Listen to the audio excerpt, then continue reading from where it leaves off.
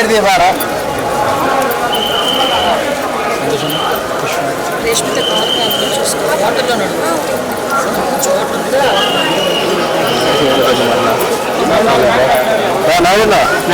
నాయుడు ఒకసారి వాయిస్ తీసుకున్న ఫోటో తీసుకో వాయిస్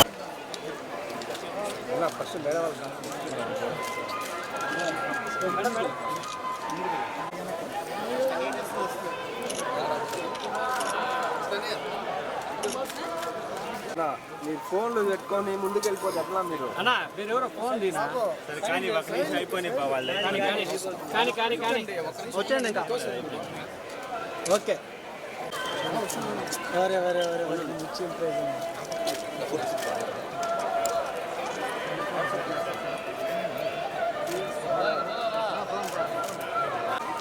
అంటే మేడం అట్టా వచ్చేయండి మేడం ఇంక ఫోటో షూట్ అయిపోతుంది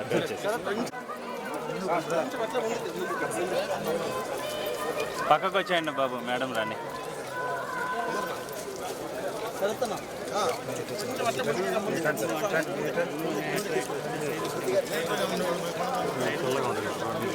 నీళ్ళు అడుగుతున్నారు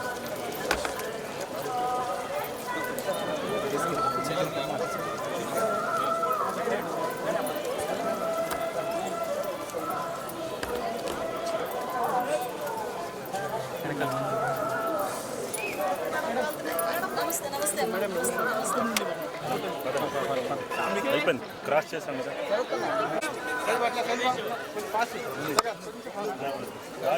కొద్దిగా తేడం అయిపోయింది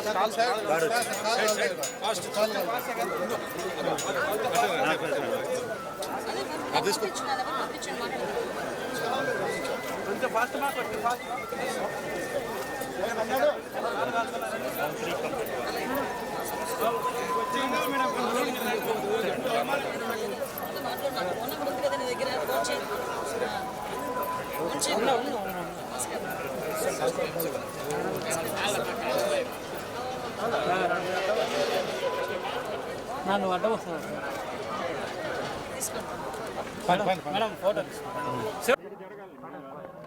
ఈరోజు ఆ దేవదేవుణ్ణి కలియుగ వెంకటేశ్వర స్వామిని దర్శించుకోవడానికి కుటుంబ సమేతంగా ఇక్కడికి రావడం జరిగింది. ఈరోజు ఆంధ్రప్రదేశ్ రాష్ట్రంలో నిజంగా ప్రజలందరూ కూడా ఊపిరి పీల్చుకునే పరిస్థితి సమయం ఆ దేవదేవుడు ఇచ్చినందుకు కృతజ్ఞతగా ఈరోజు ఇక్కడికి వచ్చి దర్శనం చేసుకోవడం జరిగింది. ఆంధ్రప్రదేశ్ ప్రజలందరూ కూడా లాస్ట్ 5 ఇయర్స్లోనే పడిన కష్టాలు మళ్ళీ తిరిగి పడకుండా కంపల్సరిగా చంద్రబాబు నాయుడు గారి ఆధ్వర్యంలో, పవన్ కళ్యాణ్ గారి నాయకత్వంలో, లోకేష్ బాబు గారి నాయకత్వంలో, ఎన్డీఏ అందరి నాయకత్వంలో కూడా ఆంధ్రప్రదేశ్ మంచిగా అభివృద్ధి పదంలో ముందుకెళ్తుంది. At the same time Chandrababu Naidu గారు ఎంతో నమ్మి ఆ దేవదేవుని ఆశీస్సులు తన హోమ్ మినిస్ట్రీ కూడా ఇవ్వడం జరిగింది. నా మీద పెట్టిన గురుతర బాధ్యతని ఎట్టి పరిస్థితుల్లోని ఎక్కడ ఒక నిర్లక్ష్యం లేకుండా నిర్వహిస్తానని మనస్ఫూర్తిగా తెలియజేసుకుంటున్నా. మీ అందరికీ తెలుసు ఎంత స్పీడ్గా ఉందో మన హోమ్ డిపార్ట్మెంట్ కూడా. మొన్న చీరాలలోని ఒక అమ్మాయిని అతి దారుణంగా హత్య చేయడం జరిగింది, రేప్ అండ్ మర్డర్ జరిగింది. ఆ జరిగిన వెంటనే చంద్రబాబు నాయుడు గారు స్పందించి నన్ను అక్కడికి పంపించడం జరిగింది. వితిన్ అవర్స్లో నేను అక్కడికి వెళ్ళి ఆ ఘటనా స్థలాన్ని అదంతా చెప్పి పోలీస్ డిపార్ట్మెంట్ వాళ్ళకి కూడా 48 గంటలు నేను వాళ్ళకి టైం ఇవ్వడం జరిగింది. కానీ వాళ్ళు డిపార్ట్మెంట్ వాళ్ళు కూడా చాలా మంచిగా 36 అవర్స్లోనే నిందితులు ఎవరైతే ఉన్నారో వాళ్ళని పట్టుకొని ఈరోజు వాళ్ళందరినీ అరెస్ట్ చేయడం కూడా జరిగింది.